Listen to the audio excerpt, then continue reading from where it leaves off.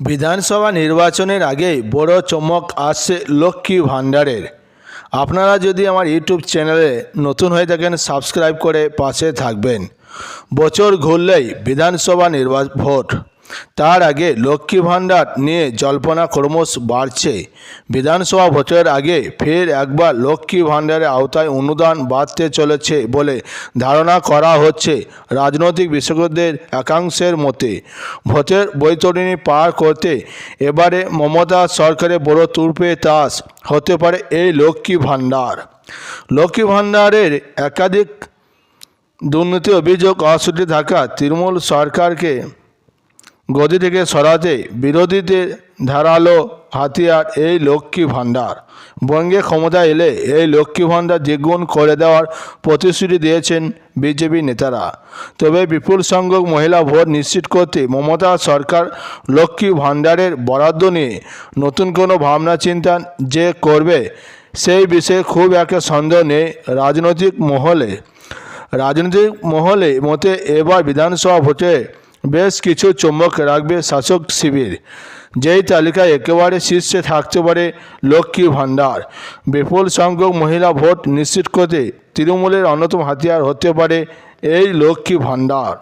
তাই সেক্ষেত্রে ভোটের আগে যদি মহিলাদের জন্য চালু হওয়া এই প্রকল্পে বরাদ্দ দ্বিগুণ হয় সেক্ষেত্রে অবাক হওয়ার কিছু থাকবে না বলে অভিজ্ঞ কর্তাদের একাংশের মত। আবার শোনা যাচ্ছে লক্ষ্মী ভাণ্ডার ভাতা বাড়িয়ে 2100 টাকা করা হতে পারে।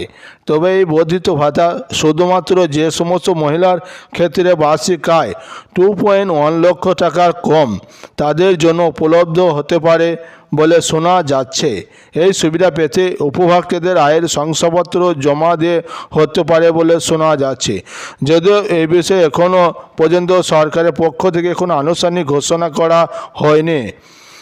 মে মাসে উত্তরবঙ্গে এক প্রশাসনিক সভা থেকে মুখ্যমন্ত্রী বলেছিলেন, লক্ষ্মী ভাণ্ডার সারা ভারতে নয় সারা পৃথিবীতে আমরা চালু করেছিলাম, সারা জীবন চলবে, মেয়েদের সম্মান, মা বোনেদের সম্মান। সম্প্রতি এক জনসভা থেকে মমতা বলেন, যতদিন বেঁচে থাকবেন লক্ষ্মী ভাণ্ডার পাবেন। উল্লেখ্য 2021 সালে বিধানসভা নির্বাচনের আগে রাজ্যে মহিলাদের জন্য লক্ষ্মী ভাণ্ডার প্রকল্প এনেছিলেন মুখ্যমন্ত্রী।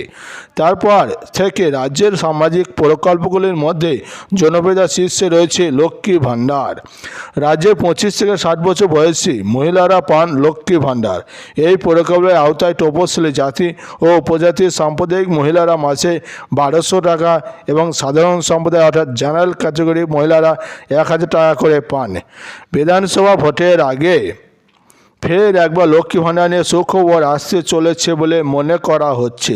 হয়তো চলতি বছরের শেষের দিকে বা আগামী বছর একদম শুরুতে লক্ষ্মী ভাণ্ডার নিয়ে সুখবর আসবে। রাজনৈতিক বিশেষজ্ঞদের একাংশের মতে সর্বোচ্চ 2000 টাকা পর্যন্ত বাড়ানো হতে পারে বলে লক্ষ্মী ভাণ্ডার ভাতা।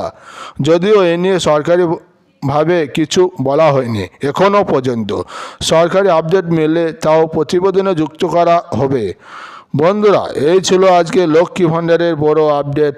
ভালো লাগলে লাইক, কমেন্ট, শেয়ার এবং সাবস্ক্রাইব করতে ভুলবেন না।